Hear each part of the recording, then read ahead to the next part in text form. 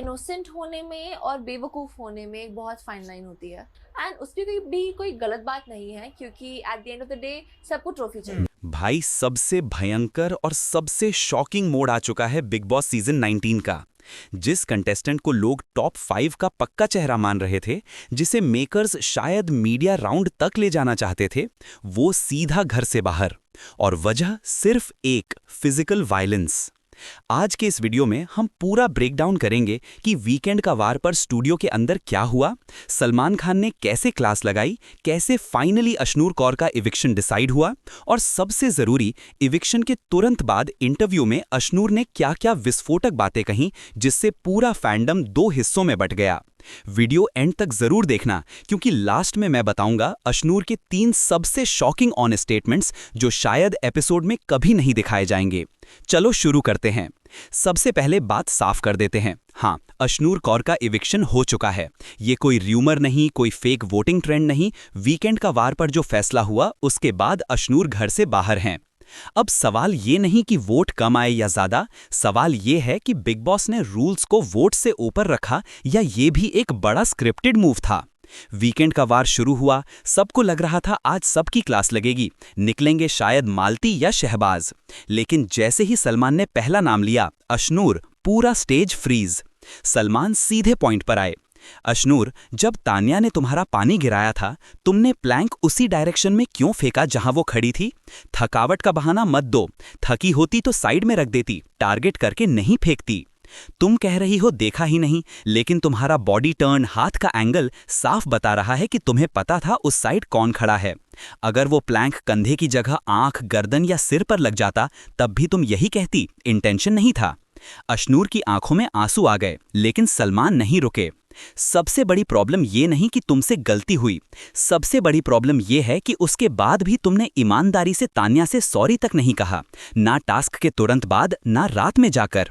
तुम कॉन्ट्रैक्ट पढ़कर आई थी, रूल पता था, फिर भी किया। बिग बॉस क्या मैसेज दे कि अग्रेशन और वायलेंस चलता है या रूल्स सब पर बराबर हैं? इसके बाद पूरे घर में डेड साइलेंस।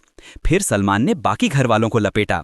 तान्या को प्लैंक लगा, किसी ने तुरंत चेक किया कि ज्यादा तो नहीं लगी। किसी ने डायरी रूम में जाकर कहा ये हिंसा है, एक्शन लो। नहीं, सब चुप। राशन कम होता है तो सबका वॉल्यूम फुल, नॉमिनेशन में सब शेर बन जाते हो, लेकिन फिजिकल अटैक हुआ तो सब म्यूट। फिर तान्या से डायरेक्ट सवाल, तान्या तुम विक्टिम थी, फिर भी तुमने साफ डिमांड क्यों नहीं की कि अशनूर पर एक्शन हो? क्या चाहती थी? वीकेंड का वार का वेट करो, सिंपैथी भी मिले और एक्शन का ठीकरा मेकर्स के सिर डाल दो। घर वाले सिर झुकाए बैठे रहे। फिर आया वो पल, सलमान घड़ी देखकर बोले, अशनूर, बिग बॉस के रूल्स में फिजिकल वायलेंस की कोई जगह नहीं, आपने वो लाइन क्रॉस कर दी। चाहे रिजल्ट कुछ भी हो, हम ये रिस्क नहीं ले सकते। इसलिए आज इसी वीकेंड का वार पर अशनूर कौर आपका इविक्शन होता है। Camera cut.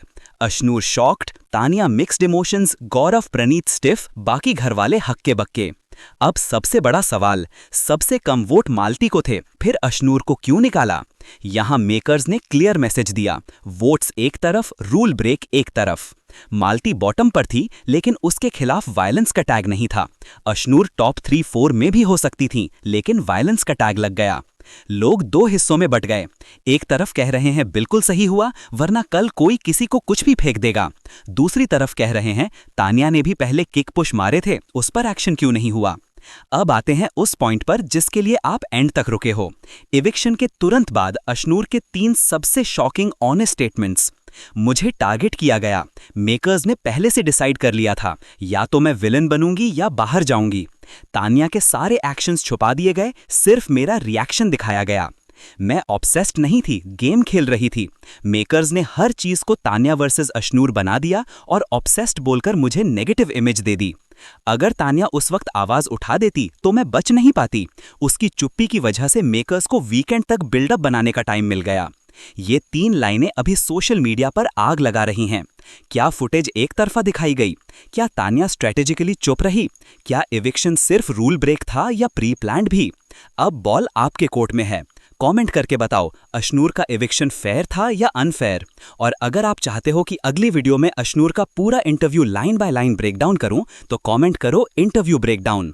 मिलते हैं अगली वीडियो में एक और धमाकेदार ब्रेकडाउन के साथ। तब तक कनेक्टेड रहो क्योंकि बिग बॉस का ड्रामा अभी खत्म होने वाला नहीं।